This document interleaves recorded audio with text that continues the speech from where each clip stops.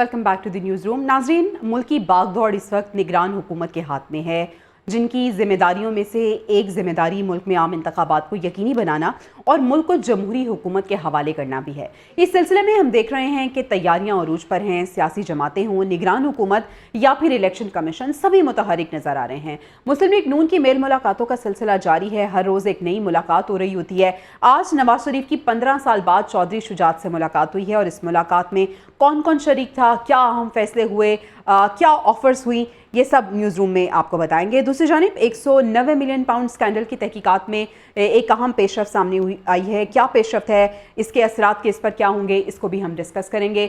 मईशत के आशार ये भी जानने की कोशिश करेंगे। पाकिस्तान स्टॉक मार्केट ने एक नया रिकॉर्ड कायम किया है और साथ ही साथ एशियाई तरक्याती बैंक ने पाकिस्तान के लिए कर्ज की भी मंजूरी दे दी है। इससे कितनी बेहतरी आएगी, ये भी आज के न्यूज़ रूम में हम जानेंगे। दीगर इश्यूज़ पर भी बात होगी, लेकिन सबसे पहले आज होने वाली अहम सियासी बैठक की हम बात कर लेते हैं। मुल्क में जोड़ तोड़ की सियासत का सिलसिला जारी है। मुस्लिम लीग नून और काफ लीग के बड़ों की 15 साल बाद एक मुलाकात हुई है। कायद मुस्लिम लीग नून नवाज शरीफ की सरबराह काफ लीग चौधरी शुजात की रिहाइश का आमद खैरियत दरियाफ्त की। चौधरी शुजात हुसैन ने नवाज शरीफ के लिए नेक ख्वाहिशात का इजहार किया और मुलाकात में मौजूदा सियासी सूरत हाल के बारे में तबादला ख्याल हुआ। आइंदा आम इंतखाबात में बाहमी ताउन पर भी डिस्कशन हुई। नून लीग और काफ लीग के दरमियान सीट एडजस्टमेंट और सियासी इत्तेहाद पर भी गौर किया गया है। 15 साल बाद ये मुलाकात हुई है। मुस्लिम लीग नून की काफ लीग को सीट एडजस्टमेंट की ऑफर की भी बात हो रही है इस मुलाकात में, और मुस्लिम लीग नून ने काफ लीग को MNA की 2 सीटों की ऑफर की है। साथ ही साथ MPA की 3 सीटों पर एडजस्टमेंट की ऑफर भी कर दी है नून लीग की जानिब से। मुलाकात के बाद मुस्लिम लीग काफ का पार्टी इजलास बुलाने का एक ये फैसला भी सामने आ चुका है। सीट एडजस्टमेंट के हवाले से नून लीग की ऑफर का जायजा लिया जाएगा और उसके बाद ही कोई फैसला होगा। मुस्लिम लीग नून ने बहरहाल काफ लीग को सीट एडजस्टमेंट की ऑफर कर दी है। मुल्क को मुश्किलात से निकालने का वाहिद रास्ता इंतखाबात हैं और अवाम की अदालत के फैसले से खौफजदा लोग इंतखाबात नहीं चाहते। मुखालिफिन बिलावल भुट्टो की मकबूलियत से परेशान हैं। सेक्रेटरी इत्तलात पीपल्स पार्टी फैसल करीम कुंडी का ये बयान सामने आया है। वो कहते हैं कि खैबर पख्तूनख्वा में मौलाना की हुकूमत है, पता नहीं कौन साजगार माहौल चाहते हैं।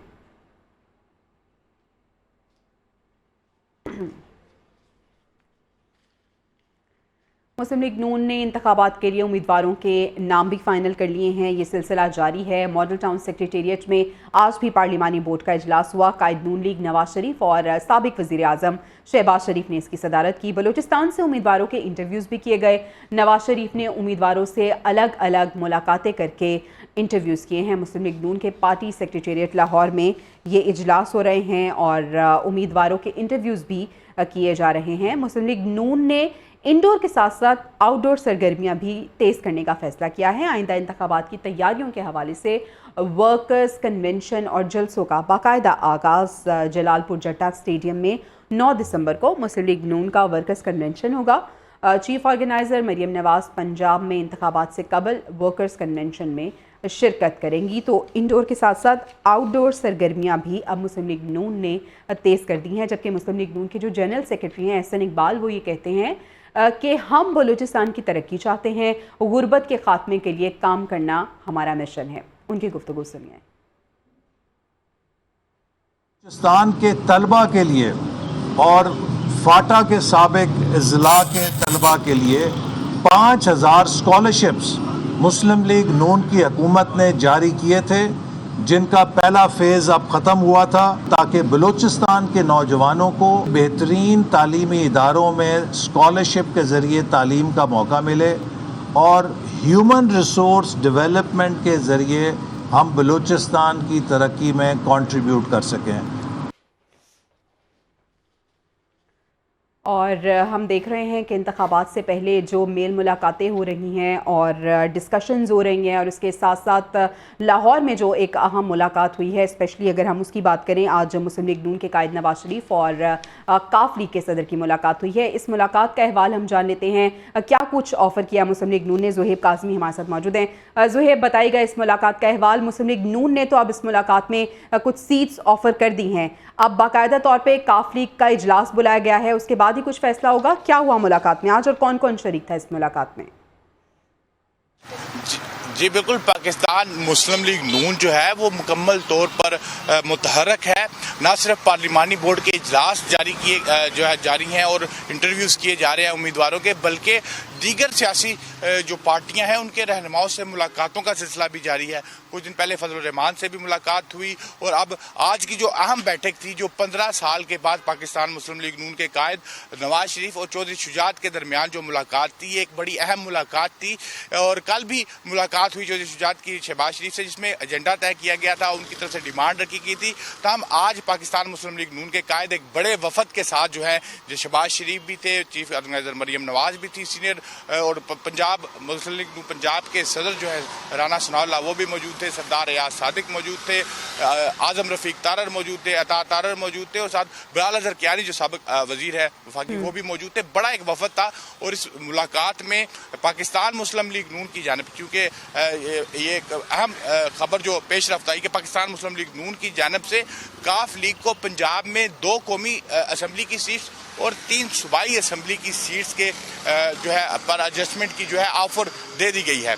ताहम पाकिस्तान मुस्लिम लीग काफ जो है उसकी जानिब से इस ऑफर के बारे में कोई फैसला नहीं किया गया, लेकिन चौधरी शुजात की जानिब से ये कहा गया है कि हम अपनी पार्टी का इजलास तलब करेंगे और इजलास में तमाम रहनुमाओं से जो है मुशावरत के बाद सीट एडजस्टमेंट का हतमी फैसला किया जाएगा। और मैं आपको बता चलूँ कि काफ लीग के अगर रहनुमाओं की बात की जाए तो चौधरी शुजात जो काफ लीग के सरबराह हैं वो भी मौजूद थे, चौधरी वजाहत मौजूद थे, चौधरी शाफे, चौधरी सालक और तारक बशीर चीमा भी मौजूद थे, खालिद राजा भी मौजूद थे। बड़ा वफद था काफ लीग का भी। तहाँ पाकिस्तान मुस्लिम लीग नून के कायद का जो वफद था, तकरीबन मुख्तसर मुलाकात थी, 35 से 40 मिनट की मुलाकात हुई और उस मुलाकात में जो है ऑफर की गई है काफ लीग को। और पाकिस्तान मुस्लिम लीग नून ने जैसे अपने पहले भी बयानी में कहा था कि पाकिस्तान मुस्लिम लीग नून जो है वो तमाम सियासी जमातों को साथ लेकर चलना चाहती है और उनको सीट एडजस्टमेंट की अगर बात की जाए तो उन्होंने तमाम जो सियासी पार्टियां उनसे मुशावरत भी की जा रही है, सियासी कायदीन से मुलाकात भी की जा रही है और पाकिस्तान मुस्लिम लीग नून के सीनियर रहनुमा जो हैं वो ठीक है, पाकिस्तान मुस्लिम लीग नून जो है वो खासी मुतहरिक नजर आ रही है और इस सिलसिले में हम देख रहे हैं कि मेल मुलाकातें भी हो रही हैं। आज 15 साल बाद एक अहम मुलाकात हुई है। इस पर बात करने के लिए डायरेक्टर नॉर्थ मोहम्मद आदिल साहब ने भी हमें ज्वाइन किया है। आदिल साहब, बहुत शुक्रिया आपके वक्त का। आदिल साहब, हम देख रहे हैं इंतखाबात से पहले की गहमा गहमी अरूज पे है और मुस्लिम लीग नून धड़ाधड़ मुलाकातें कर रही है, अलायंस भी बनाए जा रहे हैं। आदिल साहब, आपको लग रहा है कि इज़ इट टू अर्ली कि आप अलायंस कर रहे हैं और ऑफर्स कर रहे हैं, या अब वक्त आ गया है इन मुलाकातों का और इन इत्तेहाद बनाने का और इन ऑफर्स का जो मुस्लिम लीग नून की जानिब से की जा रही है? देखें, इलेक्शन जो है वो 4 मरलों में लड़ा जाता है। इस टाइम पहला मरला चल रहा है। जो पॉलिटिकल पार्टीज़ हैं, जो सीट एडजस्टमेंट हैं वो की जा रही हैं। इसके बाद जब उम्मीदवारों की अनाउंसमेंट होगी तो वो जब तक सीट एडजस्टमेंट नहीं होगी उस वक्त तक उम्मीदवारों की अनाउंसमेंट मुमकिन नहीं है। तो वो दूसरे मरले में सीट एडजस्टमेंट होनी है और उसी में जो है वो फिर जो है जलसे जुलूस भी होने हलकों के अंदर। वो जब उम्मीदवारों की अनाउंसमेंट हो जाएगी उसके बाद तीसरे मरले में फिर वो जो पोलिंग का डे है, चौथे में फिर हुकूमत साजी है। तो इस वक्त पहला मरला चल रहा है। इसमें जो है आज मुस्लिम लीग नून ने जो है काफ लीग के साथ सीट एडजस्टमेंट की है। 2 इम्पॉर्टेंट सीटें हैं, जो एक चकवाल की, एक भावलपुर की, जिसपे मुमकिन तौर पर काफ लीग की सीट एडजस्टमेंट हो सकती है। 2018 के इलेक्शन में भी काफ लीग ने पीटीआई के साथ सीट एडजस्टमेंट की थी और उसकी बुनियाद पर उसने इलेक्शन जीता था। अब जो जिन हलकों में पीटीआई के साथ काफ की एडजस्टमेंट थी उसमें उन हलकों में नून लीग का अपना वोट बैंक काफ़ी बड़ा है। जैसे बहावलपुर के अंदर बशारत चीमा जो हैं वो मुस्लिम लीग काफ के उम्मीदवार थे, तो उनके मुकाबले में मुस्लिम लीग नून के वोट जो उम्मीदवार थे उनके सिर्फ चंद हज़ार वोटों से वो हार गए थे वहाँ पर। हालांकि वहाँ पर मुस्लिम लीग काफ और पीटीआई जो है उन्होंने मिल के इलेक्शन लड़ा था। इसी तरह चकवाल में जहाँ पर परवेज़ अली पहले जीते थे, उसके बाद फिर जो है चौधरी शुजात के साहबजादे ने ज़िमनी इलेक्शन में कामयाबी हासिल की थी, वहां पर भी नून लीग का वोट बैंक बहुत बड़ा है। तो अब मुमकिन तौर पर काफ लीग अकेली यानी कि बगैर किसी इत्तेहाद के तो कोई इलेक्शन जीत नहीं सकती थी।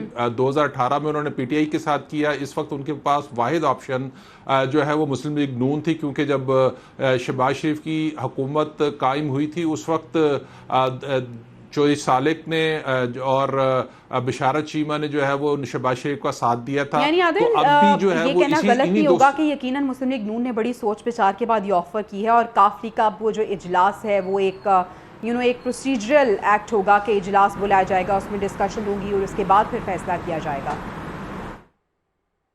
जी बिल्कुल ऐसा ही है। वैसे भी नवाज शरीफ और शहीद शुजात की हमेशा से कुर्बत रही है, दोनों एक दूसरे का बड़ा एहतराम करते हैं। इस खानदान, दोनों खानदानों के दरमियान जो इख्तलाफ राय था वो परवेज़ इलाही की वजह से था, इसीलिए जो है वो अब इनके उसमें नहीं है।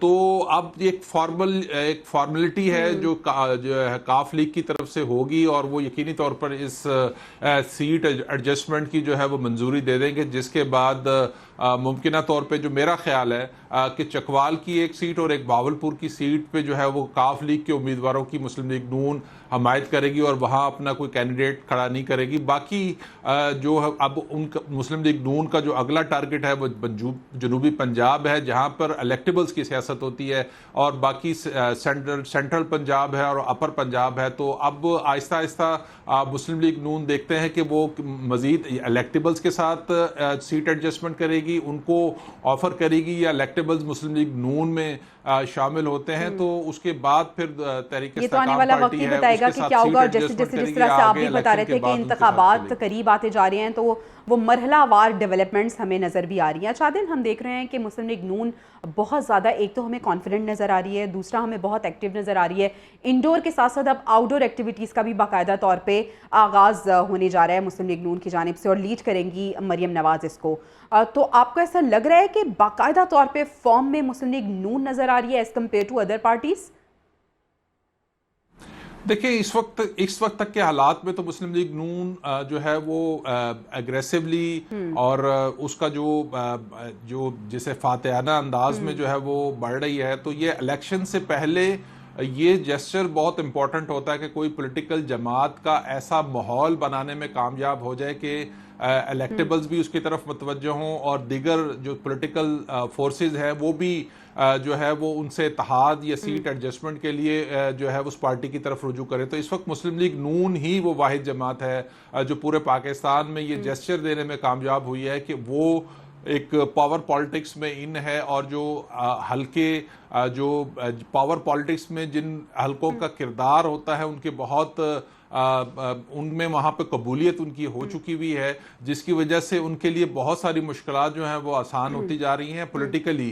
तो अब जब वो अवाम में जाएंगे, जलसे जुलूस करेंगे, तो उस वक्त अंदाज़ा होगा कि कितना बड़ा क्राउड जो है उनके जलसों में जो है वो आता है, जो यकीनी तौर पर हमें देखने को मिलेगा, क्योंकि नवाज शरीफ और मरियम नवाज दो बड़ी शख्सियात हैं मुस्लिम लीग नून की, जो हमेशा से क्राउड पुलर जिनके बारे में कहा जाता है कि वो जब भी कहीं पे जलसा करेंगे तो उनके जलसों में एक अवाम की कसीर तादाद मौजूद होगी। तो ये जो अब दूसरा मरला होगा जिसमें उम्मीदवारों की ऐलान हो जाएगा और उसके बाद फिर उन हलकों में बाकायदा हलकों में कैंपेन स्टार्ट होगी, तो उससे भी बहुत सी चीजें क्लियर होंगी। आदिल, दूसरी तरफ हम देख रहे हैं कि पीपल्स पार्टी जो है वो जलसे जुलूस कर रही है, बिलावल भुट्टो गुफ्तगू भी कर रहे हैं, मुस्लिम लीग नून को हर गुफ्तगू में तनकीद का निशाना भी बनाया जा रहा है, और हम देख रहे हैं कि जरदारी साहब और बिलावल हमें अलग अलग बयानियां लिए भी नज़र आ रहे हैं।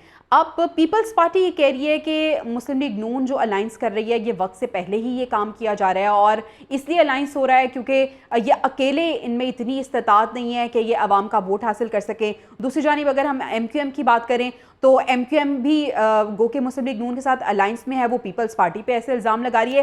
तो क्या बयानिया तमाम पार्टीज का ब्लेम गेम ही होगा, या अवाम के लिए कुछ इन्होंने सोचा हुआ है, खासतौर पर मौशी लिहाज से क्या अट्रैक्ट करने जा रहे हैं ये अवाम को? देखिए अभी तक तो किसी भी जमात ने अपनी मंशूर का तो अनाउंसमेंट नहीं की है। वो यकीनी तौर पे वो एक अब बनाया जा रहा है और वो कोशिश करेंगे कि आवाम को अट्रैक्ट करने के लिए उसमें क्या शामिल किया जाए। इकॉनमी है और इकॉनमी पे होती है गेम के अलावा, क्योंकि ये तो एक पॉलिटिकल स्टंट है कि ये सारी सियासी जमातें एक दफ़ा 16 महीने के लिए एक इत्तेहाद में रह चुकी है, और अब चूंकि इनके मुकाबले में कोई फरीक नहीं है तो ये आपस में एक दूसरे पर ब्लेम गेम कर रही है एक दूसरे को। तो ये बेसिकली वक्त से पहले एक बयानिया इसलिए बनाने की कोशिश करती है कि अगर उनको इलेक्शन में नाकामी का सामना हो तो वो पहले से ये एक बयानिया जो है उनके लिए मददगार साबित होता है कि हमें जो है इलेक्शन में जो है वो लेवल प्लेइंग फील्ड ही मिली थी, हमारे लिए मसाइल पैदा किए जिसकी वजह से हम इलेक्शन हार गए। तो ये आवाम को दिखाने के लिए एक बयानिया है जो तमाम पॉलिटिकल फोर्सेस में, और इसमें सिर्फ पीपल्स पार्टी की तरफ से हमें जो है वो इस किस्म का बयानिया देखने मिल रहा है, जबकि मुस्लिम लीग नून खामोशी के साथ अपना जो है, एक तो वो ब्लेम गेम में नहीं इस वक्त उस तरह से है जिस तरह से पीपल्स पार्टी की तरफ से हम देख रहे हैं, उनके मुख्तलिफ सियासी लीडरों की तरफ से जो मुस्लिम लीग नून को टारगेट करके जो है इल्जाम लगाए जा रहे हैं। दूसरी तरफ मुस्लिम लीग नून खामोशी के साथ अभी तक जो मुस्लिम लीग नून की स्ट्रेटेजी जारी है वो ये है कि किसी पे ब्लेम नहीं करना, और कल हमने देखा कि नवाज शरीफ ने पार्टी के अंदर भी ये हिदायत जारी कर दी है कि अपनी बात करें, अपनी कारकर्दगी की बात करें, किसी दूसरे को ब्लेम नहीं करना। बहुत शुक्रिया डायरेक्टर नॉट मोहम्मद आदिल हमारे साथ मौजूद थे और मुल्क की जो सियासी सूरत हाल है इंतखाबात से पहले की गहमा गहमी उस पर हम बात कर रहे थे। अभी इस्लामाबाद हाईकोर्ट में हाफिजाबाद की हल्का बंदी चैलेंज करने का केस जिसकी समाअत हुई, अदालत ने हल्का बंदियों का मामला वापस इलेक्शन कमीशन को भिजवा दिया है। इलेक्शन कमीशन को यह मामला सुनकर फैसला करने की हिदायत दी गई है। रिमार्क्स दिए गए कि छोटी छोटी चीज़ें हैं, दरख्वास्त गुजार को सुने और ये मसला हल करें। आखिरकार जो भी मामला हल्का बंदी का है वो आपने ही सुनना है। 15-15 मिनट का तो टोटल मसला है, सुने और इसको निपटा दें। कोशिश करें जल्दी सुने और अहकामात जारी किए जाएं। हाफिजाबाद की हल्का बंदी चैलेंज करने का ये केस है जिसके हवाले से कहा गया है कि इसको फौरी तौर पे सुना जाए और केस को निपटाया जाए। दूसरी जानिब बुशरा बीबी का लतीफ़ खोसा के साथ ऑडियो कॉल रिकॉर्ड और लीक करने के खिलाफ इस्लामाबाद हाई कोर्ट से रुजू दरख्वास्त में मौक़िफ़ इख्तियार किया गया कि बुशरा बीबी और वकील लतीफ़ खोसा की ऑडियो कॉल का रिकॉर्ड करके पब्लिक किया गया। बुशरा बीबी और वकील सरदार लतीफ़ खोसा के दरमियान ऑडियो कॉल को मीडिया पर तोड़ मड़ोड़ कर पेश किया गया। ऑडियो कॉल को पब्लिक करने का मकसद बुशरा बीबी को हरास करना है, ख़ानदानी ज़िंदगी पर मनफी असरात डालना है। इसमें ये मौक़िफ़ अपनाया गया है। अब हम कुछ अहम केसेस की बात कर लेते हैं और एक अहम पेशरफ की भी बात करते हैं। 190 मिलियन पाउंड स्कैंडल जिसकी तहकीकात में एक अहम पेशरफ सामने आई है। एनसीए से खतो किताबत का रिकॉर्ड असासाजात रिकवरी यूनिट से गायब है। नैब रिपोर्ट में ये अहम इंकशाफ हुआ है। रिपोर्ट में 190 मिलियन पाउंड सेटलमेंट से पहले मलिक रियाज की साबिक वज़ीर आज़म से मुलाकात की तस्दीक भी हुई है, जबकि मुहर्रर पीएम हाउस रिकॉर्ड के मुताबिक मुलाकात 11 जुलाई 2019 को हुई। गायब होने वाला रिकॉर्ड शहजाद अकबर और ज़ियाउल मुस्तफ़ा नसीम के पास था। काबीना डिवीज़न रिकॉर्ड गायब होने की इंक्वायरी करा चुका है। रिकॉर्ड गुम होने की जिम्मेदारी शहजाद अकबर और ज़ियाउल मुस्तफ़ा नसीम पर आयद हो चुकी है। तो अहम पेशरफ तब इस केस में सामने आ गई है। 190 मिलियन पाउंड स्कैंडल केस की अडियाला जेल में ही समाअत होगी। साबिक चेयरमैन पीटीआई और बुशरा बीबी की जमानतों में 13 दिसंबर तक तोसी हो गई है। 13 दिसंबर तक अब तोसी हुई है जमानतों में। दरख्वास्तें ज़मानतें ख़त्मी दलाल के लिए मुकर्रर हो गई हैं। एहतसाब अदालत के जज मोहम्मद बशीर ने इस केस की समाअत की है और 13 दिसंबर तक ज़मानतों में तोसी भी हो चुकी है। जबकि साबिक चेयरमैन पीटीआई का जेल में ही ट्रायल होगा। तौहीन इलेक्शन कमीशन और चीफ इलेक्शन कमिश्नर केस की समाअत हुई। इलेक्शन कमीशन ने महफूज फैसला सुना दिया। वजारत दाखिला ने साबिक चेयरमैन की पेशी से माजरत की थी। केस का ट्रायल अडियाला जेल में करने की दरख्वास्त भी दायर की गई थी। इलेक्शन कमीशन ने वजारत कानून की राय के बाद ये फैसला महफूज किया था। साबिक चेयरमैन और फवाद चौधरी के खिलाफ केस ज़ेरे समाअत है। तो अहम केसेस जिसके हवाले से जो समातें हुई हैं और समातों में जो फैसले हुए हैं उस हवाले से आपको हम बता रहे थे।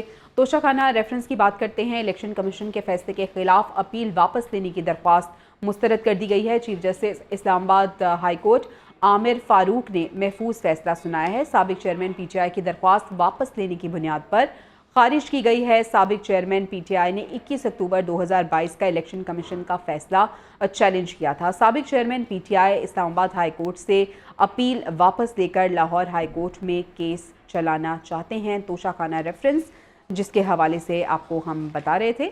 और अभी हम आगे बढ़ेंगे। साबिक वज़ीर आला पंजाब परवेज़ इलाही की बात करते हैं, जिनकी अदालती हुक्म के बावजूद गिरफ्तारी पर तौहीन अदालत की दरख्वास्त लाहौर हाई कोर्ट ने IG इस्लामाबाद के वारंट बहाली का हुक्मनामा जारी कर दिया। सेक्रेटरी इस्टेब्लिशमेंट इस्लामाबाद को तहरीरी हुक्म की कॉपी भी इरसाल करने का हुक्म दिया गया है, जबकि इस मामले पर अदालती मुआवनत के लिए अफसर मुकर्रर करने की हिदायत की गई है।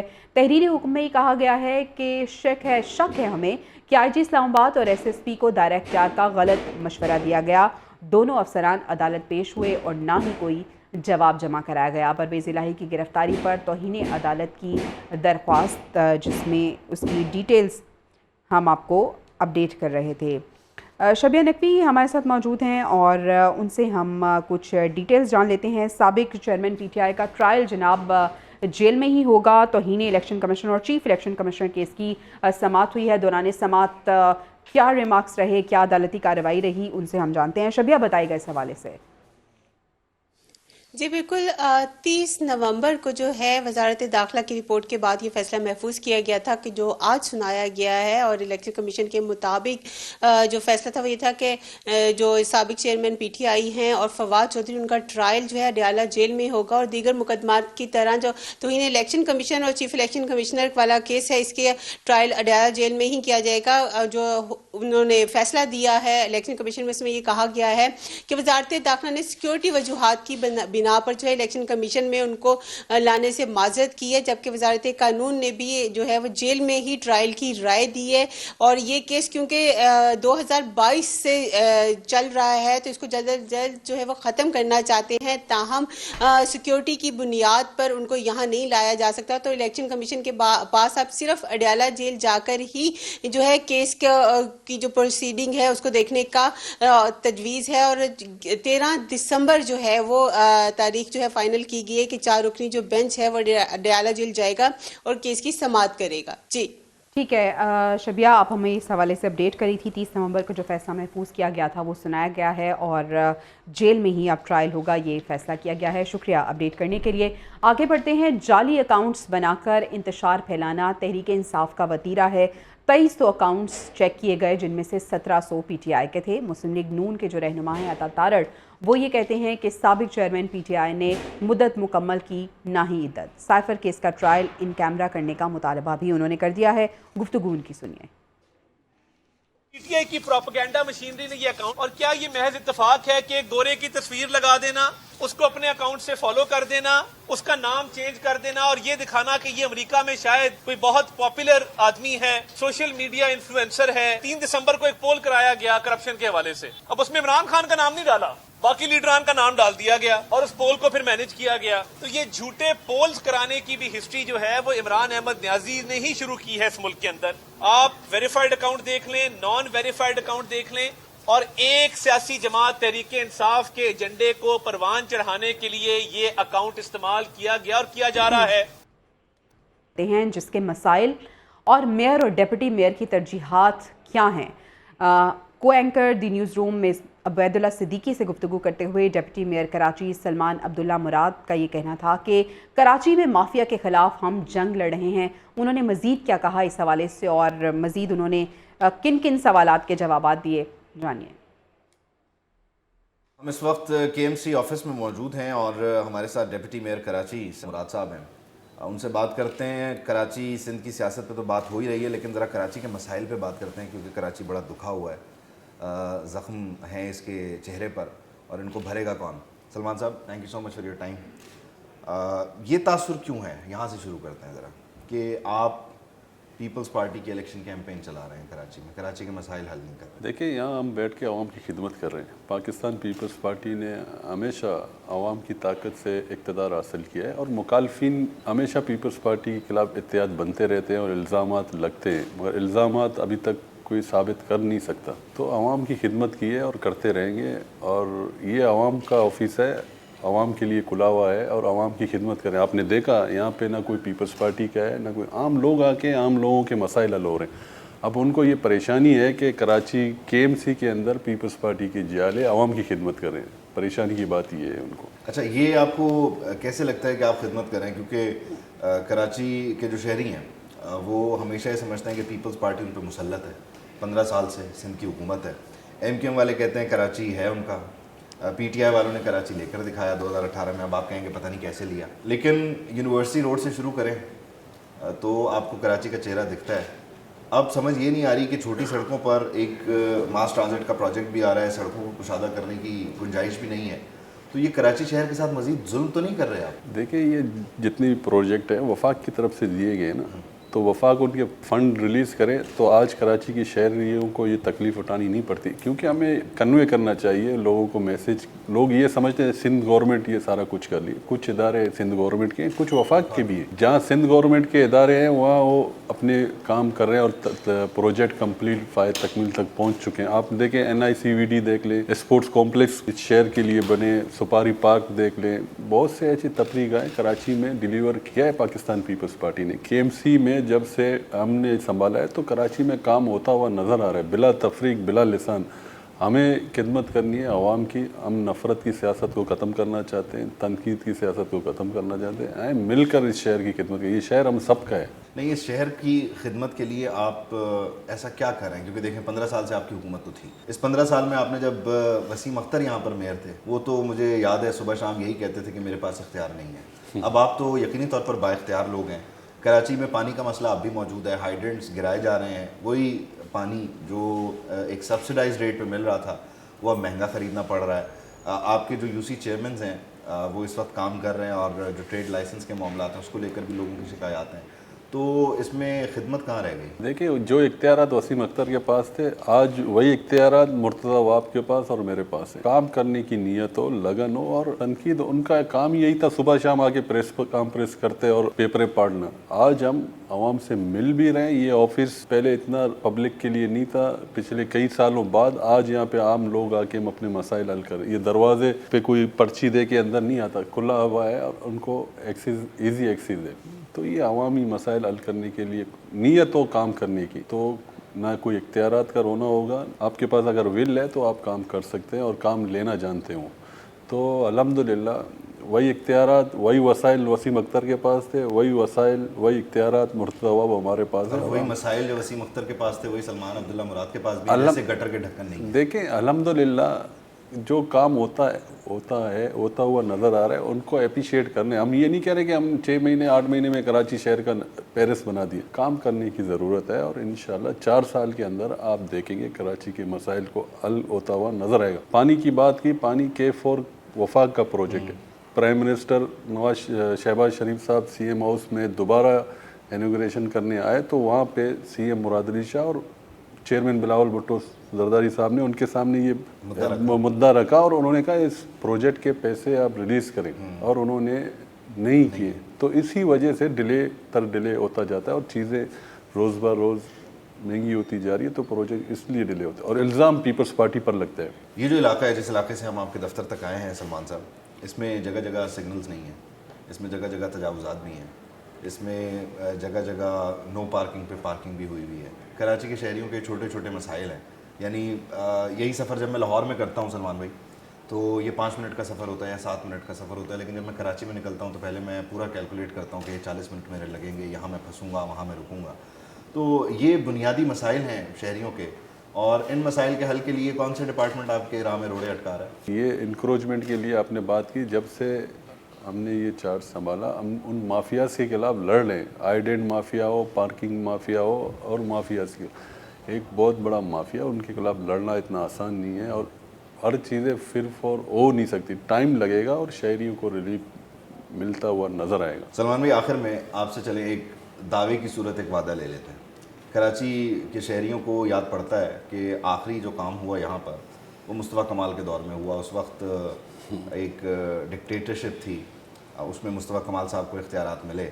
एक तो इसी सवाल में एक ज़िमनी सवाल ये है कि हमारी जमहूरी क़ुव्वतें बल्दियात के निज़ाम को मजबूत करने में क्यों दिलचस्पी नहीं रखती। उन्हें लगता है कि उनके हाथ से मामलात निकल जाएंगे अगर एक UC चेयरमैन लोगों के मसाइल उनकी दहलीज पे हल कर रहा होगा। दूसरा, क्या आप ऐसा काम कर जाएंगे कि लोग बोलें कि मुर्तज़ा वहाब ने काम किया और सलमान अब्दुल्ला मुराद ने काम किया, लोग मुस्तफ़ा कमाल को भूल जाएं? देखिए, ये एक आपने मुस्तफ़ा कमाल की बात की, ये स्कीम में शहीद मोहतरमा बेनज़ीर भुट्टो साहब के ज़माने की थी। उनको पाए तकमील उस वक्त के डिक्टेटर ने रिलीज़ किए तो ये जाता है, मगर ये क्रेडिट शहीद मोहतरमा बेनज़ीर भुट्टो को जाते हैं। जितने अंडर बाईपास बने, जितनी स्कीमें थी, तो ये प्राइम मिनिस्टर शहीद मोहतरमा बेनज़ीर भुट्टो साहिबा थी, तो उन वक्त ये अप्रूवल हो चुकी थी।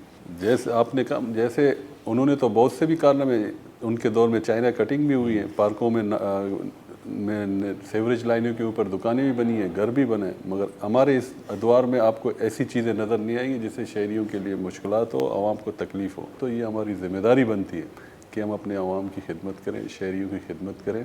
काम होता हुआ नज़र आएगा।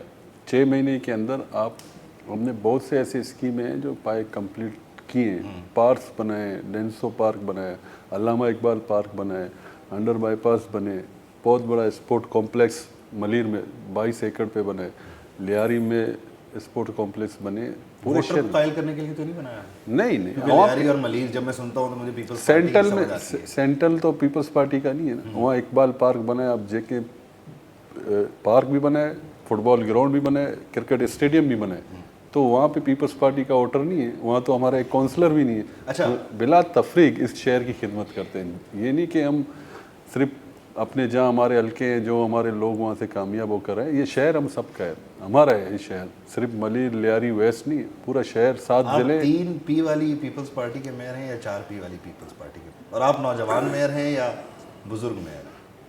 ये भी एक मसला आजकल आपकी पार्टी में चल रहा है। चेयरमैन बिलावल भुट्टो जरदारी साहब के सिपाही हैं। यानी आप नौजवान हैं जी। और कराची का नौजवान आपको खुद वोट देगा या आप और मुर्तज़ा वहाब साहब उसे कायल करने की कोशिश कर रहे हैं कि 8 फरवरी को? देखिए, यानी आप 8 फरवरी के दिन में रोड़े तो नहीं अटका रहे? मैंने आपको पहले कहा ना, जो ये इत्तेहाद बन रहे हैं सिर्फ एक पार्टी का मुकाबला करने के लिए। नून लीग, MQM, GDA, ये सब पहले भी इत्तेहाद बन चुके हैं ना। GDA पहले भी था, 2018 में भी था। तो उन सबको मुकाबला करके पाकिस्तान पीपल्स पार्टी आवाम की ताकत से इक़्तिदार में आती है। और इंशाअल्लाह 8 फरवरी को भी पाकिस्तान पीपल्स पार्टी कराची से बल्कि पूरे मुल्क से स्वीप करेगी और चेयरमैन बिलावल भुट्टो वज़ीर आज़म होंगे। चले, बहुत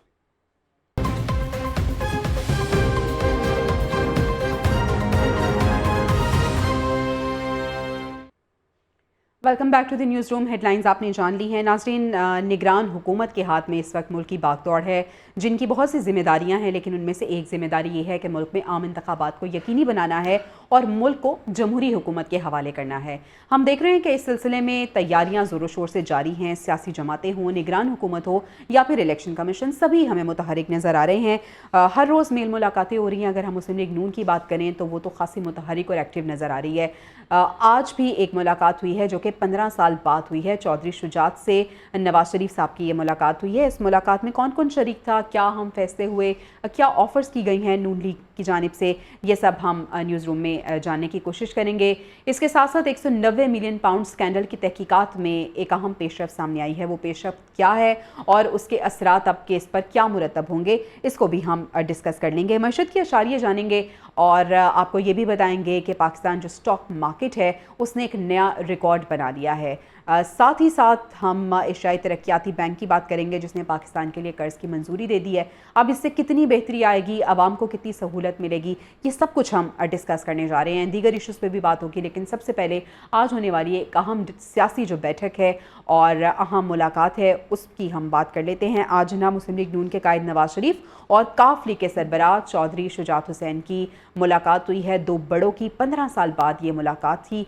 कायद मुस्लिम लीग नून नवाज शरीफ ने जब ये मुलाकात की तो इस मुलाकात में उन्होंने चौधरी शुजात की खैरियत दरियाफ्त की। चौधरी शुजात हुसैन ने नवाज शरीफ के लिए नेक ख्वाहिशात का इजहार किया और साथ ही साथ इस मुलाकात में जो मौजूदा सियासी सूरत हाल है, आइंदा आने वाले आम इंतखाबात के हवाले से जो हिकमत अमली है उस पर भी बातचीत की गई है। एक दूसरे के साथ ताउन करने पर गौर किया गया है और ऐसे में नून लीग और काफ लीग के दरमियान सीट एडजस्टमेंट और सियासी इत्तेहाद पर भी गौर किया गया है।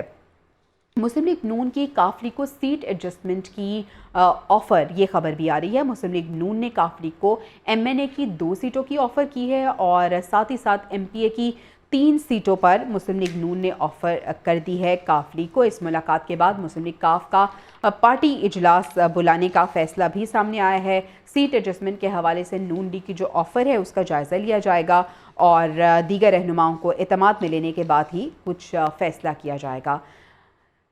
मुल्क को मुश्किलात से निकालने का वाहिद रास्ता इंतखाबात है और अवाम की अदालत के फैसले से खौफजदा लोग इंतखाबात नहीं चाहते। मुखालिफिन बिलावल भुट्टो की मकबूलियत से अब परेशान हैं।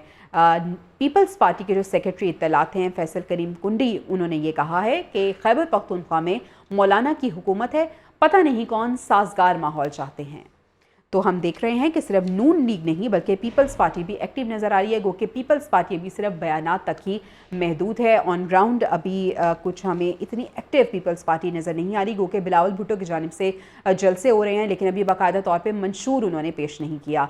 लेकिन मुस्लिम लीग नून जो कि इंडोर आउटडोर एक्टिविटीज़ में खासी मुतहरिक नज़र आ रही है। इंतखाब के लिए उम्मीदवारों के नाम फाइनल करने का सिलसिला जारी है। मॉडल टाउन सेक्रेटेरिएट में आज भी पार्लिमानी बोर्ड का इजलास हुआ और कायद नून लीग नवाज शरीफ और साबिक वज़ीर आज़म शहबाज शरीफ ने सदारत की है। बलूचिस्तान से उम्मीदवारों के इंटरव्यूज़ भी किए गए हैं। नवाज शरीफ ने उम्मीदवारों से अलग अलग मुलाकातें करके ये इंटरव्यूज़ किए हैं। तो मुस्लिम लीग नून जो कि जैसे पहले मैंने आपको बताया कि इंडोर के साथ साथ आउटडोर सरगर्मियां भी उन्होंने तेज़ करने का फ़ैसला कर दिया है।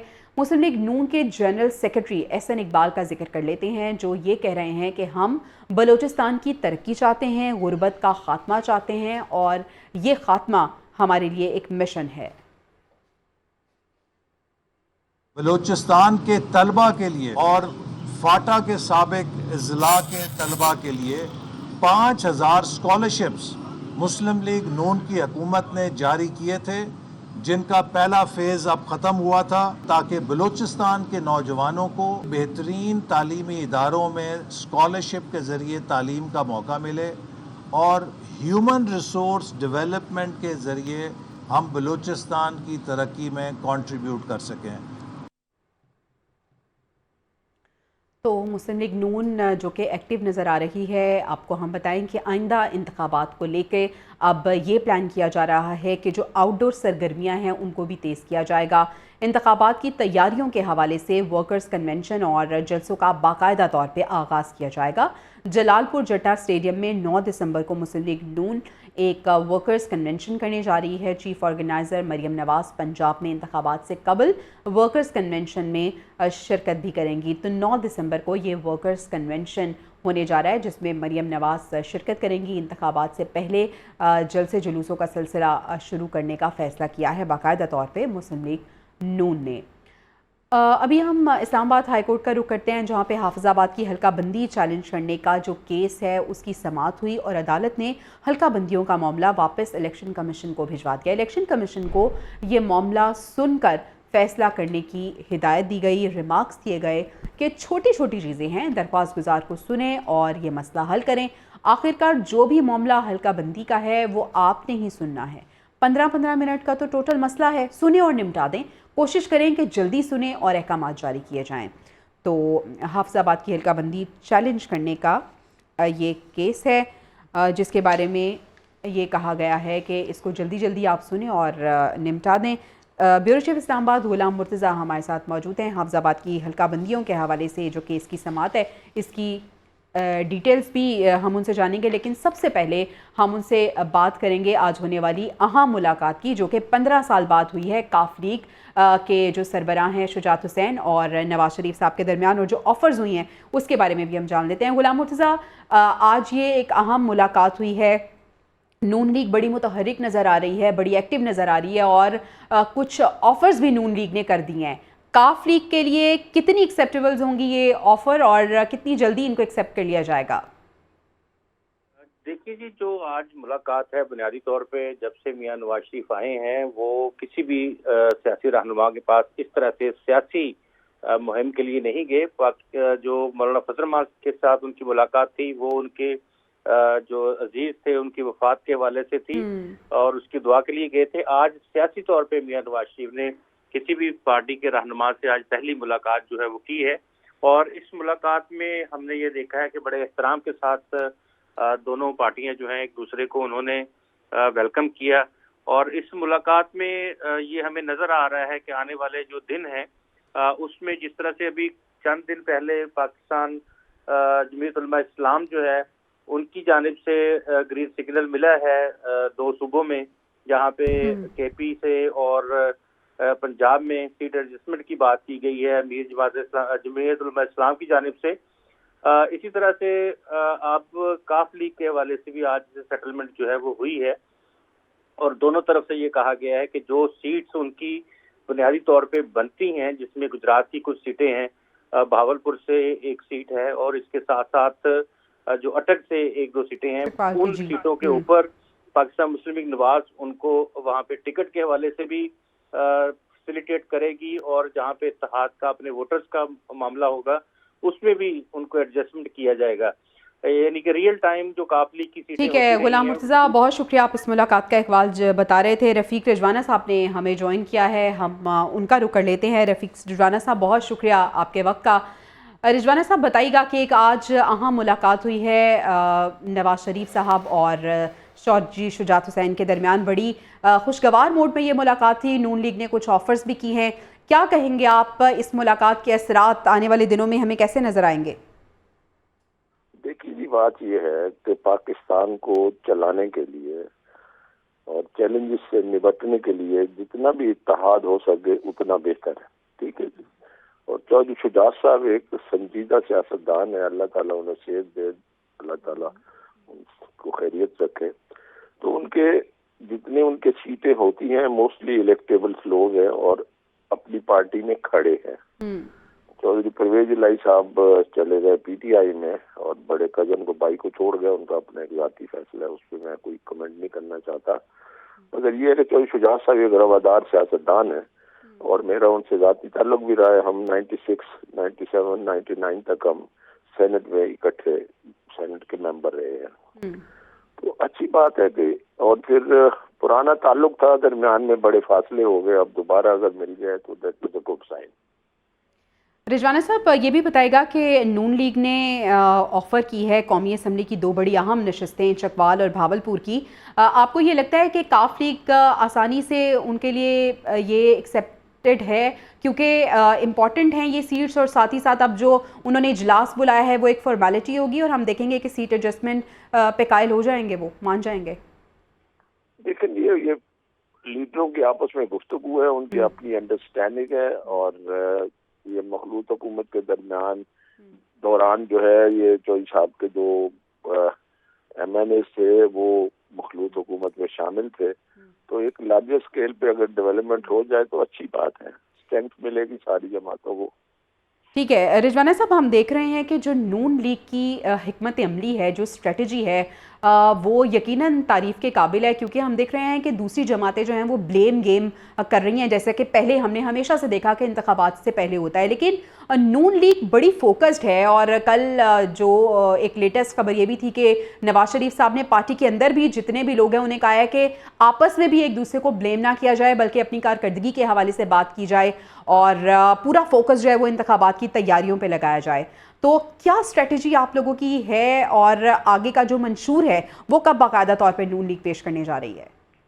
देखिए, ये बड़ी अच्छी बात है। जो टिकटों की तकसीम में जब पार्लिमानी बोर्ड पहले बैठते थे तो उस वक्त ये होता था, मैंने किसी हल्के के टिकट के लिए अप्लाई किया है तो मेरे साथ मेरे और लोगों ने भी किया है जो मेरे कंपेटिटर होते हैं टिकट में, तो बाजू का ये होता था, कुछ लोग, हम तो नहीं करते थे, कुछ लोग जो है वो जो कंपेटिटर टिकट में होते थे उनके खिलाफ बोलने लग जाते थे और उनकी खामी और बुराइयां करने लग जाते थे। तो अच्छी बात है, क्योंकि फिर उसके बाद किसी एक को टिकट मिल रही है तो फिर लोगों के दरवाजे पर तो जाना है, जिसके साथ मैं मिसबिहेव करूंगा टिकट के हसूल के लिए, फिर मैं अगर मुझे टिकट मिल जाए तो ठीक है। रफ़ीक रिजवाना साहब रहनुमा मुस्लिम लीग नून हमारे साथ मौजूद थे और हम बात कर रहे थे मुल्की सियासी सूरत हाल से मुतालिक और ख़ासतौर पे जो नून लीग की स्ट्रैटेजी है उस पर हम बात कर रहे थे, और आज जो अहम मुलाकात हुई है उस पर भी बात हो रही थी। लेटेस्ट खबर ये आई है कि कराची में एक और आतिशज़दगी का वाक़या पेश आया है। आयशा मंजिल पर आग ने दुकान और 2 गाड़ियों को अपनी लपेट में ले लिया है। फायर ब्रिगेड की 3 गाड़ियां इस वक्त आग बुझाने में मसरूफ़ नज़र आ रही हैं। कराची में ये अफसोसनाक वाक़या पेश आया है जिसकी तफसीलात भी हम लेंगे, लेकिन अभी ये मनाजिर आप देख सकते हैं कि किस तरह से आग के शोले बुलंद हो रहे हैं। एक और आतिशज़दगी का वाक़या आयशा मंजिल बताया जा रहा है, फॉर्म की दुकान है जहाँ पे आग लगी है और इस आग ने देखते ही देखते ना सिर्फ इस दुकान बल्कि करीबी खड़ी 2 गाड़ियों को भी अपनी लपेट में ले लिया है। रेस्क्यू का अमल यहाँ पे शुरू कर दिया गया है और कोशिश की जा रही है कि जल्द से जल्द इस आग पर काबू पाया जाए, क्योंकि बहुत गुंजान आबाद ये इलाका लग रहा है जहाँ पे आग लगी है। आयशा मंजिल बताया जा रहा है जहाँ पे फॉर्म की दुकान है, जहाँ पे आग लगी है। आग लगने की वजूहात अभी तक मालूम नहीं हुई हैं। ज़ुहैब जिया हमारे साथ मौजूद हैं, उनसे हम जान लेते हैं। ज़ुहैब, एक और आतिशज़दगी का अफसोसनाक वाक़या हम देख रहे हैं, फुटेज में शोले बुलंद हो रहे हैं। आग लगने की क्या वजह बताई जा रही है इब्तदाई तौर पे? फौरी तौर पर तो मालूम नहीं हो सकी है, ताहम फायर टेंडर्स की तादाद बढ़ा दी गई है। 4 फायर ब्रिगेड की गाड़ियां हैं जो मौके पर पहुंचकर आग पर काबू पाने की कोशिश कर रही हैं। आग आयशा मंजिल पर वाक़ अर्शी शॉपिंग मॉल है, यहाँ पर एक दुकान में लगी थी और देखते ही देखते आग ने दीगर दुकानों को भी अपनी लपेट में ले लिया। ऊपर रिहायशी इमारतें हैं जहां पर आग फैलने का खदशा जाहिर किया जा रहा है, जिसकी वजह से जो लोग अंदर मौजूद हैं रिहायशी इमारतों में उनको निकालने की जो है वो कोशिश की जा रही है और रेस्क्यू का ऑपरेशन जो है वो शुरू कर दिया गया है। फायर टेंडर्स और रेस्क्यू के रजाकार भी मौके पर पहुंच गए हैं और आग के शोले अब बुलंद हो रहे हैं, दूर दूर से नजर आ रहे हैं। और आग जो दुकान में लगी थी उस दुकान में फोम मौजूद था और फोम की वजह से आग की शिद्दत में जो है वो इजाफा होता जा रहा है, जिसको बुझाने की ज़ुहैब ये बताइएगा, ये आयशा मंजिल, इसके हवाले से अगर हम बात करें तो इस मंजिल में कितनी दुकानें मौजूद हैं, यानी कितना एरिया वो कमर्शियली ऑक्यूपाइड है और रिहायशी जो फ्लोर्स हैं वो कितने हैं, और क्या ये बताया जा रहा है कि कोई एग्जिट के लिए रास्ता मौजूद है इस मंजिल में? जी देखिए, बिल्कुल एक पुरानी इमारत है और नीचे इसके पूरा कमर्शियल दुकानें मौजूद हैं और ऊपर रिहाइश है, जिस तरह आमतौर पर होता है। तो नीचे जो दुकानें हैं इसमें आग लगी थी। ये फॉर्म जो मैट्रेस होता है, फॉर्म होता है, इसमें आग लगी थी और आग एक दुकान में लगी थी, फिर दीगर दुकानों को अपनी लपेट में ले लिया और साथ ही जो पार्किंग का एरिया था इसमें जो खड़ी हुई गाड़ियां थी वो भी इसमें आग की शिद्दत की वजह से लपेट में आ गई है। आप वीडियो में देख सकती हैं वाज़े तौर पे कि एक गाड़ी खड़ी हुई है जिसको आग ने पूरी तरीके से अपनी लपेट में ले रखा है और कुछ मोटरसाइकिलें भी और गाड़ियां मजीद हैं जो शदीद मुतासिर हुई हैं। इलाका मकीनों ने पहले तो फौरी तौर पर खुद से आग बुझाने की कोशिश की, लेकिन जब आग पर काबू नहीं पा सके तो उन्होंने फायर ब्रिगेड को इतला दी। ये भी बताइएगा कि जिस दुकान में आग लगी, आप बता रहे हैं कि उसके साथ जो मुल्हिका दुकानें थी वो भी मुतासिर हुई हैं, तो यहाँ पे जो अमला मौजूद था क्या बाहिफाजत वो बाहर आ चुका है या अभी लोग मौजूद हैं अंदर दुकानों में? जी देखिए, बिल्कुल जब दुकान में आग लगी तो अमला फौरी तौर पर बाहर आ गया था और साथ जो दुकानें हैं ये दुकानें बंद थी, जिसकी वजह से कोई जानी नुकसान नहीं हुआ। ताहम जो माली नुकसान है उसका तखमीना फौरी तौर पर नहीं लगाया जा वो तो यकीनन अभी नहीं कुछ कहा जा सकेगा, कुछ भी कहना कबल अज़ वक्त होगा। लेकिन अब ये दुआ है कि जो रिहायशी यहाँ पे मौजूद हैं, जो कि आप बता रहे हैं कि नीचे कमर्शियल है और दुकानें हैं और ऊपर जो है वो लोग आबाद हैं, ये रिहाइश पजीर हैं, ये बताइएगा कि क्या यहाँ पे अब टूल्स इस्तेमाल किए जाएंगे कि वो लोग जो ऊपर रिहाइश पजीर है उन्हें बाहिफाजत बाहर निकाल लिया जाए, और क्या ये रेस्क्यू का अमल शुरू हो गया है? हो गया है और पहली तरजीह आग बुझाना, आग पर काबू पाना है। और जिस तरह आग लगी हुई है तो एक ओपन एरिया है, यानी कि खुला इलाका है जहाँ पे आग बुझाने में दुश्वारी का सामना फायर ब्रिगेड को नहीं हो रहा है और फायर ब्रिगेड ने इसका एक हिस्सा जो है वो उस पर काबू पा लिया है, लेकिन आग अभी भी दीगर दुकानों को और जो गाड़ियां लगी हुई हैं उसको अपनी लपेट में ले रखा है और साथ ही धुएं की शिद्दत इतनी ज्यादा हो गई जो कि इमारत में जा रही है, तो उसको भी फौरी तौर पर काबू पाने की कोशिश की जा रही है कि अगर फौरी तौर पर जिस दुकान के ऊपर वाली जो मंजिल है कम से कम वहां जो लोग मौजूद हैं उनको रेस्क्यू किया जा रहा है कि उनको निकाल लिया जाए, बल्कि उनको ये भी कहा गया है कि वो पहली मंजिल से ऊपरी मंजिल पे जो है वो चले जाएं ताकि वो आग से मुतासिर ना हो। ज़ुहैब, कितनी मंजिला ये इमारत है जहाँ आग लगी है? जी देखिए, ये 5 मंजिला ये इमारत है और जो उसके निचले हिस्से में, यानी कि जो नीचे कमर्शियल एरिया था जिसमें दुकानें बनी हुई थी, तकरीबन ये दुकानें 25 से 30 दुकानें जो इसमें बनी हुई थी। एक शॉपिंग मॉल था ये पहले, साथ में इसके सिनेमा भी होता था, तो यहाँ पे जो है वो आग लगी है और आग पर अब काबू पाने की फायर टेंडर की जानिब से जो कोशिश की जा रही है, लेकिन 7 मोटरसाइकिलें थी जो शहरी वहाँ मौजूद थे, उन्होंने पार्क की हुई थी, वो भी बड़ी तादाद में जो है वो मुतासिर हुई है। ताहम फौरी तौर पर ये अंदाजा नहीं लगाया जा सका है कि कितनी गाड़ियां जो है वहाँ की शिद्दत की वजह से जो है वो अच्छा ज़ुहैब, जिस तरह से आप बता रहे हैं कि 5 मंजिला ये इमारत है, नीचे कमर्शियल है और ऊपर रिहायशी जो ये हिस्सा है जहाँ पे लोग रिहाइश पजीर है, अगर हम इस इलाके के बारे में आपसे जानना चाहें, इसका मोहल्ले को बताइएगा कि आयशा मंजिल के साथ दीगर कौन सी बिल्डिंग्स हैं और क्या उनके भी मुतासर होने का खदशा है इस आग से? जी देखिए, बिल्कुल कराची का मशहूर इलाका है ये आयशा मंजिल और यहाँ से मुलेका इलाकों में अजीजाबाद है, फेडरल भी एरिया है, ये बहुत ही मशहूर इलाके हैं, यहाँ के पकवान काफी मशहूर हैं। तो यहाँ पे जिस जगह ये आग लगी है, ये पहले सैनमा होता था, अब इसको तोड़कर जो है वो यहाँ पे अर्शी शॉपिंग मॉल बनाया गया है। ये पहले अर्शी सैनमा के नाम से जगह मशहूर थी।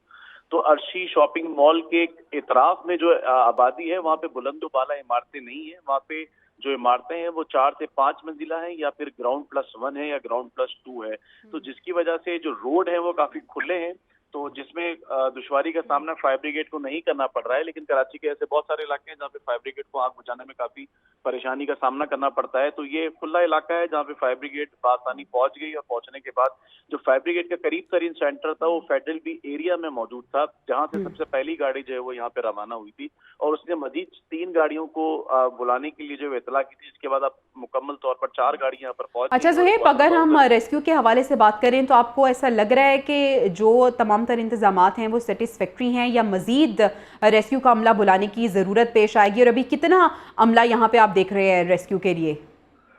जी देखिए, इस वक्त जो रेस्क्यू का अमला यहाँ पर मौजूद है, यही आग पर काबू पा लेगा और लोगों को रेस्क्यू भी कर लेगा। चूंकि जिस तरह मैंने आपको बताया कि ये कंजेस्टेड एरिया नहीं है, बल्कि खुला इलाका है जहाँ के रोड भी काफी कुशादा है, जिसकी वजह से फायर ब्रिगेड बआसानी यहाँ पर पहुंच गई है, और जो फायर ब्रिगेड की गाड़ियां यहाँ पर मौजूद हैं, यही गाड़ियां जो है वो आग पर काबू पा लेंगी। एक वाटर बाउजर भी इसीलिए मंगवाया गया है ताकि अगर पानी की किल्लत का सामना करना पड़े तो वाटर बाउजर की मदद से फायर ब्रिगेड जो है वो फौरी तौर पर आग पर मुसलसल जो है वो काबू पाती रहे। एक छोटी सी दुकान थी जिसमें ये आग लगी थी, ये काफी बड़ी दुकान नहीं थी, लेकिन इसमें फॉर्म मौजूद था। फॉर्म जब आग लगती है फॉर्म में तो उसकी शिद्दत काफी ज्यादा हो जाती है, चूंकि ऊपर नीचे एक दुकान थी, तो जिसकी वजह से 7 जो दुकानें थी फिर उसने भी इसको अपनी लपेट में ले लिया। फिर देखते ही देखते मजीद जो दुकानें थी वो भी जिसकी वजह से मुतासिर हुई। फिर फॉर्म की वजह से धुआं काफी ज्यादा होता है, तो धुआं की शिद्दत इतनी ज्यादा है कि जिससे वाज़ेह ये हो रहा है कि आग काफी ज्यादा लगी हुई है। लेकिन आग जो दीगर फॉर्म मौजूद था उसको दुकानदारों ने बाहर निकाला, जो मजीद जो गाड़ियां थी जिसकी वजह से वो आग की लपेट में आ गई। और ऊपर जो इमारत में लोग मौजूद थे वो भी डर खौफ की वजह से चूंकि अपने घरों से जो बाहर निकल आए और छत पर चले गए, क्योंकि खुला ये। ठीक है ज़ुहैब, हमारे साथ ही मौजूद रहेगा। आप वहाँ पे मौजूद हैं और हमें बता रहे हैं कि किस तरह से रेस्क्यू का अमल हो रहा है। हमें ज्वाइन किया है डायरेक्टर साउथ रेहान हाशमी साहब ने भी, उनसे हम जान लेते हैं। रेहान हाशमी साहब, अफसोसनाक एक और वाक़या पेश आया है आयशा मंजिल, जहाँ पे एक शॉपिंग मॉल है जिसमें आग लगी है, और अभी हमें बता रहे थे ज़ुहैब कि रेस्क्यू का अमल जारी है। क्या तफसीलात हैं आपके पास और ताज़ा तरीन क्या अपडेट्स हैं? क्या रेस्क्यू का अमल इस वक्त जारी है और कब तक बताया जा रहा है कि इस प्रोसेस को कंप्लीट कर लिया जाएगा? क्योंकि ऊपर वो लोग भी मौजूद हैं जो कि रिहायशी जो फ्लोर था उस पर रिहाइश पजीर थे। देखिए, इस वक्त बहुत ज्यादा रश आवर है और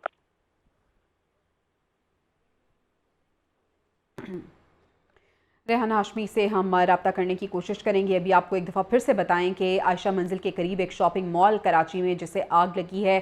कुछ दिन पहले एक शॉपिंग मॉल था जहां पे आग लगने का वाक़या पेश आया था और ख़ासा वहां पे जानी और माली नुकसान हुआ था। अभी हमारे जो नुमाइंदे हैं ज़ुहैब, वो बता रहे थे कि 5 मंजिला ये शॉपिंग मॉल है जो कि आग की लपेट में आया है। ज़ुहैब हमारे साथ मौजूद हैं, उनसे हम लेटेस्ट अपडेट्स जान लेते हैं। ज़ुहैब, बताइएगा कि ताज़ा तरीन सूरत हाल क्या है? जिस तरह कि आप बता रहे थे कि यहाँ पे रेस्क्यू का अमला मौजूद है और उनकी पूरी कोशिश है कि सबसे पहले तो ये कोशिश की जा रही है कि आग पर काबू पा लिया जाए। रेस्क्यू का अमल कहाँ तक आपको पहुँचता हुआ नज़र आ रहा है और क्या कहा जा रहा है कि कब तक ये प्रोसेस कम्प्लीट कर लिया जाएगा? जी देखिए, बिल्कुल जो मुतासरा दुकानदार जिससे हमारी बात हुई, उनका कहना है कि आग जो है वो शॉर्ट सर्किट की वजह से लगी थी, और जैसे ही शॉर्ट सर्किट हुआ तो आग ने फौरी तौर पर फॉर्म मौजूद था उसको अपनी लपेट में ले लिया। और एक दुकान के बाद जो दीगर दुकानें हैं वो दुकानदार बता रहे हैं कि वहाँ पे लकड़ी का फर्नीचर मौजूद था, जिसकी वजह से जो लकड़ी है उस पे उसने आग ने उसको अपनी लपेट में ले लिया। और जो दीगर दुकानें थी जिसकी वजह से वो भी आग की लपेट में आ गई। और ज्यादातर जो दुकानें थी वो दुकानदार बता रहे हैं कि वो फॉर्म की थी, यानी कि जो गद्दा मैट्रेस होता है उसकी दुकानें थी, जिस पर जो है वो आग लगी थी। फिर आग जो है वो ऊपरी मंजिल पर जो है वो फैलती हुई जो ऊपर। ज़ुहैब साथ ही रहेगा, डायरेक्टर साउथ रेहान हाशमी साहब हमारे साथ मौजूद हैं, उनसे भी हम अपडेट्स ले लेते हैं। रेहान हाशमी साहब, बताइएगा क्या लेटेस्ट अपडेट्स हैं आपके पास? ज़ुहैब बता रहे थे शॉर्ट सर्किट के बायस ये आग लगी और देखते ही देखते उसने जो करीबी दुकानें थी उसको भी अपनी लपेट में ले लिया।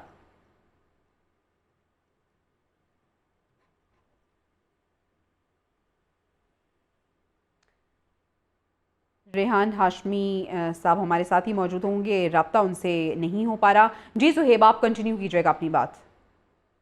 देखिए बिल्कुल, इससे पहले जो आग आरजे शॉपिंग मॉल में लगी थी, अभी वो आरजे शॉपिंग मॉल में भी मुतादिद जानें जो है वो जाया हो गई थी और फायर ब्रिगेड ने भी उसमें कसूरवार ठहराया था। जो इमारत, जो शॉपिंग मॉल बना था जिसको इस्तेमाल किया जा रहा था उसके कमर्शियल पर्पस के लिए, तो यहाँ पर भी दुकानें तो मौजूद थी, लेकिन फायर फाइटिंग या फायर जो आग बुझाने के जो आलात थे वो मौजूद नहीं थे। अगर वो मौजूद होते तो इब्तदाई तौर पर आग पर जो है वो काबू पा लिया जाता, लेकिन दुकानदारों ने यहाँ पर आग बुझाने के आलात नहीं रखे थे, जिसकी वजह से आग जो है वो फौरी तौर पर फैल गई।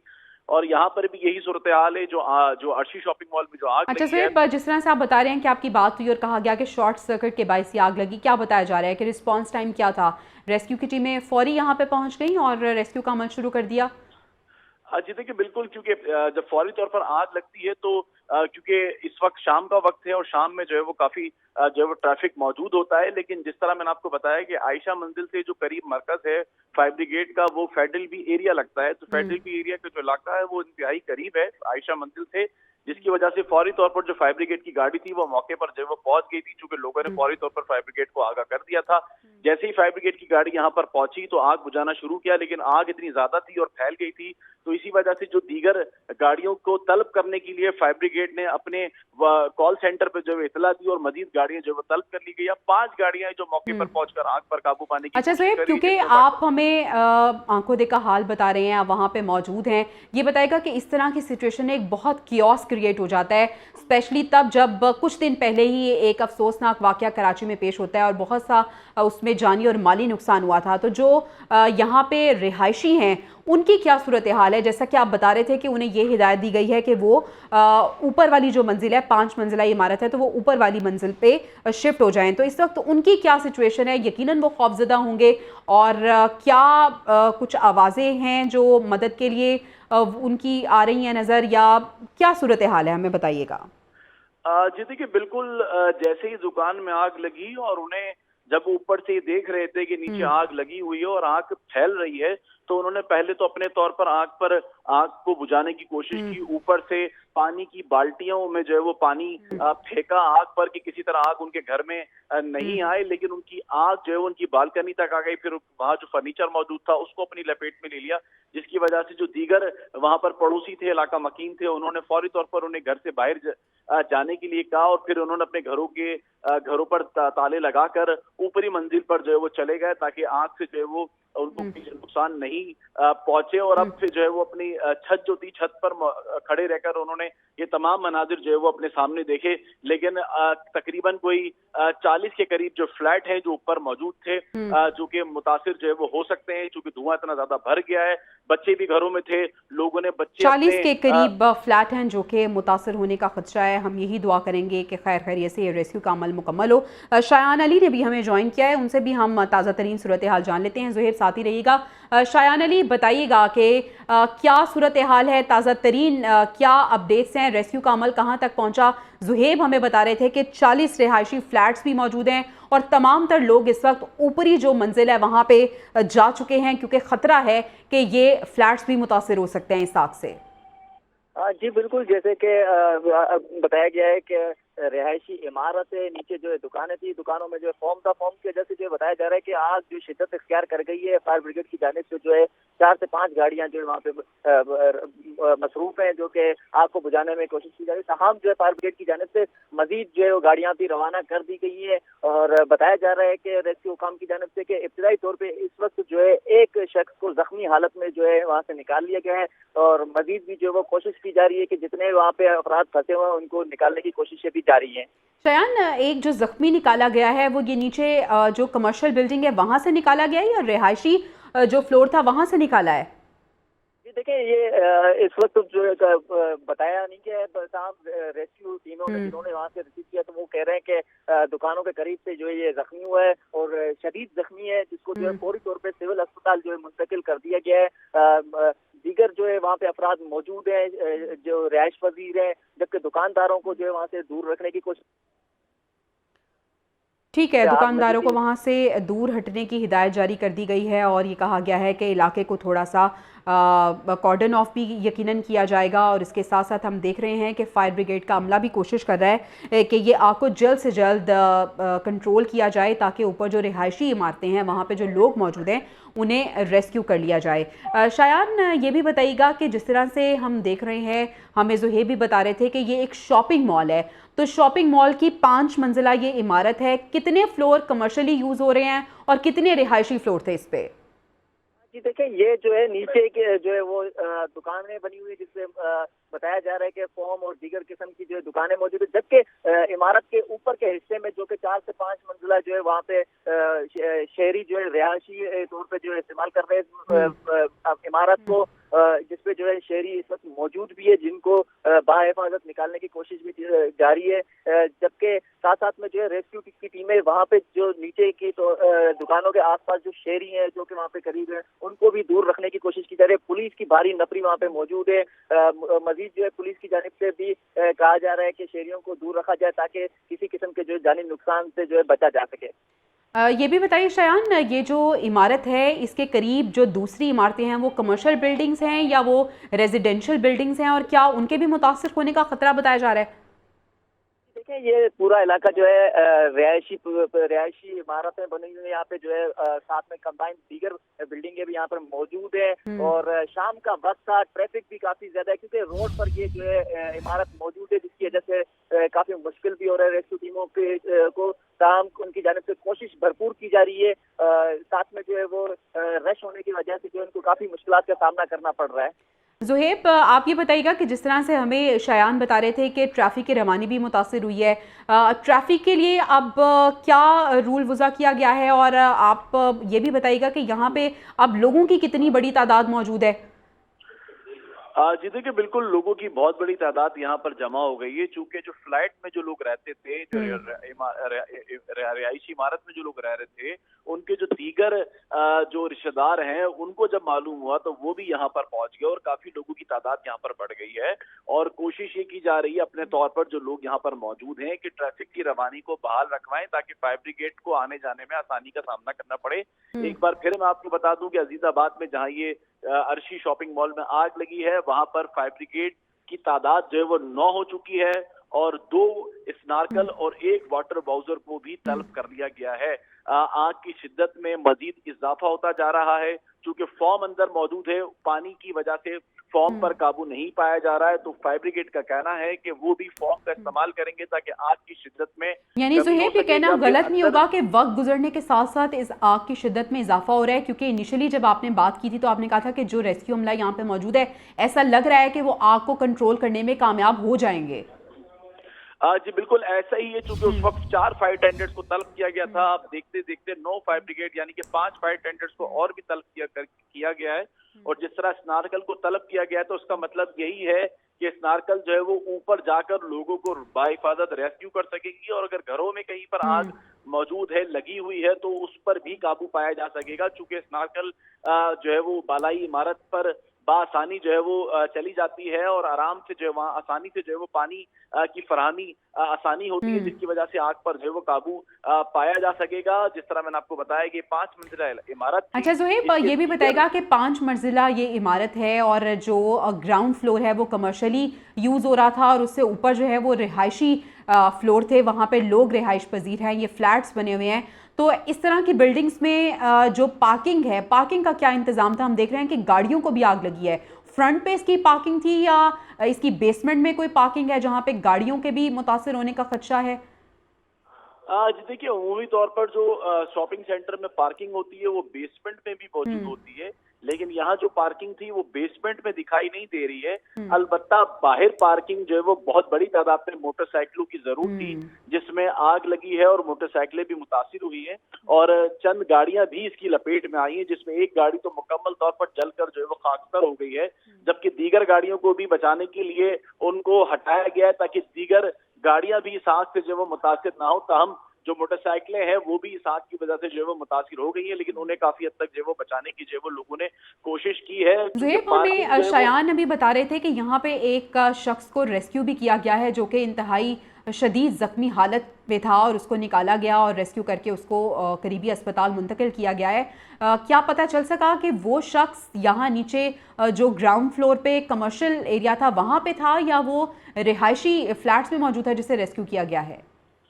जी देखिए, बिल्कुल आग की वजह से जो धुआं फैला तो धुएं की वजह से उसकी हालत जो है वो गैर हो गई और उसकी वजह से उसे करीबी अस्पताल जो है वो मुंतकिल किया गया, लेकिन वो इस वक्त नीम बेहोशी की हालत में है, जिसकी वजह से वो मुकम्मल तौर पर सेहतियाब नहीं है। इस वजह से वो अपना बयान नहीं दे पा रहा कि वो कहाँ पर मौजूद था। जो रेस्क्यू का अमला था, चूंकि ये नीम बेहोशी की हालत में इन्हें वहां से उठाया गया था, रेस्क्यू किया गया था, जिसकी वजह से जो रजाकार थे उन्होंने उसको रेस्क्यू करके वहां से बाहर निकाला और करीबी अस्पताल मुंतकिल कर दिया है। ज़ुहैब, इस वक्त यकीनन हम सबकी दुआएं ये हैं कि यहाँ पे जितने भी अफराद मौजूद हैं, एक रिहायशी इमारत है तो यकीनन ख़वातीन भी होंगी, बच्चे भी होंगे, मर्द हजरात भी होंगे, वो जल्द से जल्द उन्हें रेस्क्यू कर लिया जाए, क्योंकि इससे पहले कराची में जो अफसोसनाक वाक़या पेश आया था आग का, तो लोग मुतासर हुए थे, दम घुटने से भी उनकी जानें चली गई थी। ये जो धुआं फैल रहा है और इसकी शिद्दत में इजाफा हो रहा है, ये भी इंतहाई ख़तरनाक है। शायान ने भी इस दौरान हमें ज्वाइन कर लिया है। शायान, ताज़ा तरीन अपडेट्स बताइएगा, क्या अभी सूरत हाल है, रेस्क्यू की कितनी गाड़ियाँ यहाँ पे फायर ब्रिगेड की मौजूद हैं और क्या बताया जा रहा है कि कब तक इस आग को कंट्रोल कर लिया जाएगा? मैं जाए वक़्वा पर मौजूद हूँ। फायर ब्रिगेड की जानिब से जो है 4 गाड़ियां जो वो आग बुझाने पे मसरूफ नजर आ रही हैं, जबकि रेंजर्स, पुलिस और दीगर जो है रेस्क्यू टीमें भी जहाँ पे मौजूद है, जिनको जो है शहरियों को भी जो है कोशिश की जा रही है कि यहाँ से दूर की जाए, क्योंकि ये इमारत जहाँ पर मौजूद है उसके साथ साथ जो है एक फ्लाईओवर है और यहाँ पे शाम का वक्त है तो ट्रैफिक का फ्लो भी जो है हो रहा था, जिसकी वजह से जो है यहाँ पे शहरी काफी ज्यादा तादाद में जो है मौजूद है, उनको भी दूर करने की कोशिश की जा रही है। इसके साथ साथ अगर इमारत की बात करूं तो इमारत इस वक्त जो है मुकम्मल तौर पर जलती नजर आ रही है और तेज जो है धुएं भी यहाँ नजर आ रहे हैं। रेस्क्यू की टीमें यहाँ पे मौजूद है, इनकी जानिब से कोशिश की जा रही है कि अगर इमारत में किसी भी किस्म के कोई भी अगर शख्स मौजूद है तो उनको जो है जल्द से जल्द रेस्क्यू करके निकालने की कोशिश जारी है। अच्छा, ये भी बताइएगा कि रेस्क्यू के लिए जो मशीनरी इस्तेमाल की जा रही है, कौन कौन सी मशीनरी इस्तेमाल की जा रही है, और बताया जाता है कि स्नाकल भी यहाँ पे आएंगे जो रेस्क्यू करेंगे, तो मशीनरी के हवाले से हमें बताइएगा। जो है फायर ब्रिगेड की जानिब से फायर टेंडर्स जो यहाँ पे भेज दिए गए हैं। इसके साथ साथ जो है बताया जाए कि फायर ब्रिगेड की दीगर गाड़ियां जो है वहाँ से रवाना कर दी गई है, लेकिन शाम का वक्त जैसे मैंने आपको बताया था कि ट्रैफिक है शहर में और इस वजह से जो वो पहुंचने में थोड़ी सी ताखीर हो रही है उनको, जबकि इदारों से जो है रवाना कर दी गई है और एसएसपी साहब ने किसी तौर पर जो है हिदायत की है कि जल्द से जल्द गाड़ियाँ यहाँ पे पहुँचाई जाए ताकि जो है नुकसान से बचाया जा सके। ठीक है शायान, साथ ही रहेगा। ज़ुहैब भी हमारे साथ ही मौजूद हैं, वो भी हमें बता रहे हैं ताज़ा तरीन सूरत हाल। ज़ुहैब, मालूम हो सका कि ये जिस तरह से आप बता रहे हैं कि नीचे कमर्शियल बिल्डिंग है और ऊपर ग्राउंड फ्लोर पे दुकानें थी और ऊपर लोग मौजूद हैं, कितने टोटल फ्लैट्स हैं यहाँ पे और कितने लोग यहाँ पे रिहाइश पजीर हैं?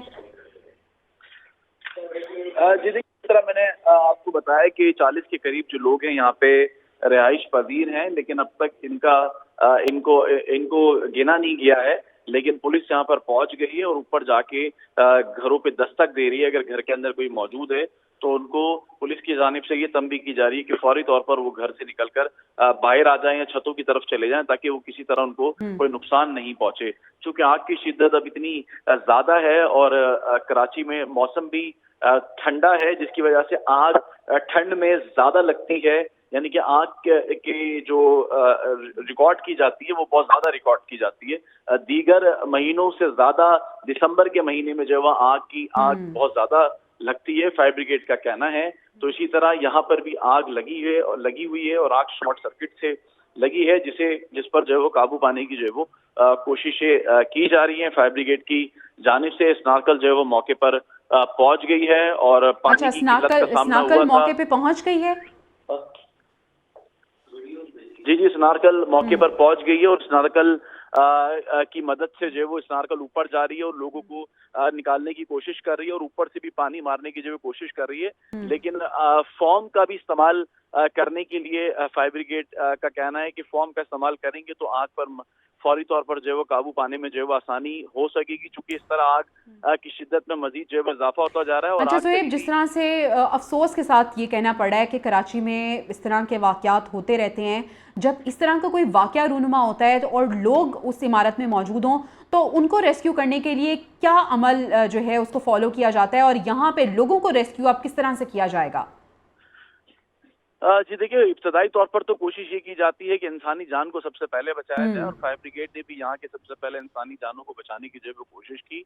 यही वजह है कि सबसे पहले यहाँ पहुंचने के बाद फायर ब्रिगेड ने ये पता लगाया कि कितने लोग अंदर मौजूद हैं जिन्हें फौरी तौर पर निकाला जा सकता है, और जो फौरी तौर पर निकाला जा सक रहा था, जिन लोगों को उनको फौरी तौर पर निकाल लिया गया, लेकिन जो दीगर लोग थे जिन्हें छत पे जाने का कहा गया, अब अगर स्नार्कल आ गई है तो उन्हें स्नार्कल की मदद से या तो नीचे उतारा जाएगा या फिर आग को काबू पाने के बाद ही उन्हें बिल्डिंग से जो है वो नीचे उतारा जाएगा। चूंकि घरों में लोग मौजूद थे जो अपने घरों में ताले लगाकर ऊपर की मंजिल पर चले गए हैं ताकि उन्हें किसी किस्म का नुकसान ना हो, चूंकि आग की शिद्दत से एक शख्स को भी झुलसी हालत में यहाँ से निकाला गया है, जो कि नीम बेहोशी की हालत में यहाँ पे पाए गए थे, जिन्हें करीबी तौर पर अस्पताल में मुंतकिल कर दिया गया है। ताहम फायर ब्रिगेड के पास अभी इस आग को तीसरे दर्जे की करार ताहम नहीं दिया गया फायर ब्रिगेड की जानिब से, लेकिन अगर तो फायर टेंडर्स में मजीद इजाफा हो गया तो फायर ब्रिगेड की जानिब से आग को तीसरे दर्जे की भी करार दिया जा सकता है। अच्छा शयान हमारे साथ ही मौजूद हैं। शयान, ये बताइएगा कि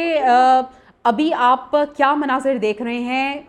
कमर्शियल जो ग्राउंड फ्लोर था वहाँ पे ये आग लगी थी, अभी कहाँ तक इस आग ने इन फ्लोर्स को मुतासर किया है? 3 या 4 मंजिला ये इमारत है, तो आप बता सकेंगे कि कितनी जो मंजिलें हैं वो इससे मुतासर हुई हैं?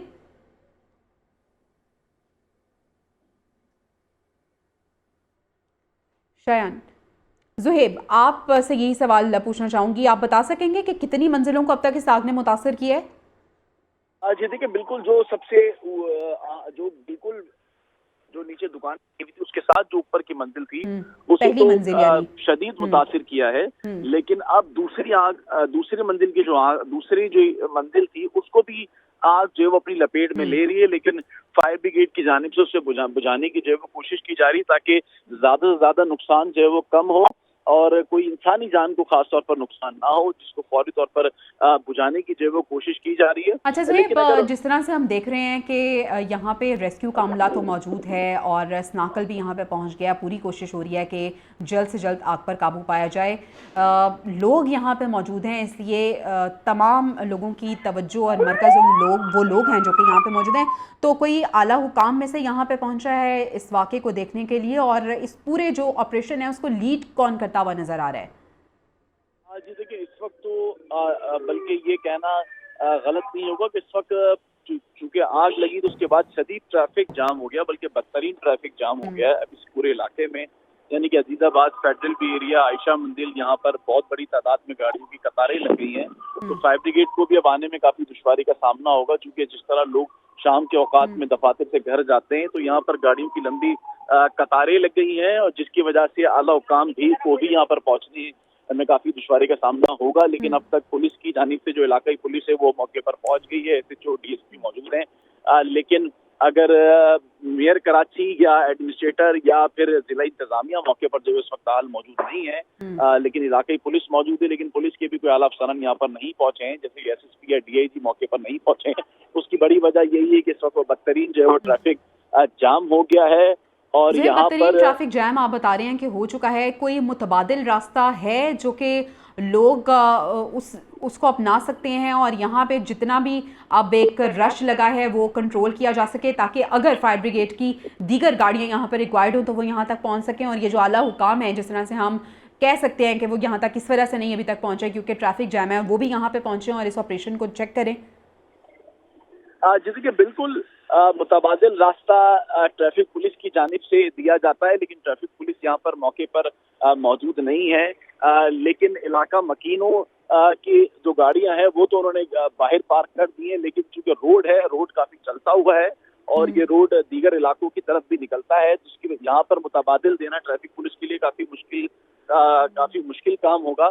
लेकिन इलाका मकीन अपनी मदद के तहत जो खास तौर पर जो फायर ब्रिगेड है जिन्हें यहाँ से बाहर निकलना है, या पानी भरने के लिए जाना है तो उनके लिए उन्होंने रास्ता खाली करवा दिया। लेकिन आगे जाकर फिर अगर आप रोड की तरफ मेन शाहराहों पर जाते हैं तो वहां पर भी ट्रैफिक की रवानी जो है वो सुस्त रवैये का शिकार हो गई है, शिकार हो चुकी है। चूंकि आग देखने के लिए तो लोग भी सड़क पर जो है वो रुक गए हैं, क्योंकि आग का धुआं इतना ज्यादा है कि दूर दराज से भी जो है वो देखा जा रहा है। तो लोग यहाँ पर जो इलाका मकीन है वो भी पहुंचने की कोशिश कर रहे हैं। जिस तरह फिर मैंने आपको बताया कि जो लोग अंदर फंस गए हैं, जिनके प्यारे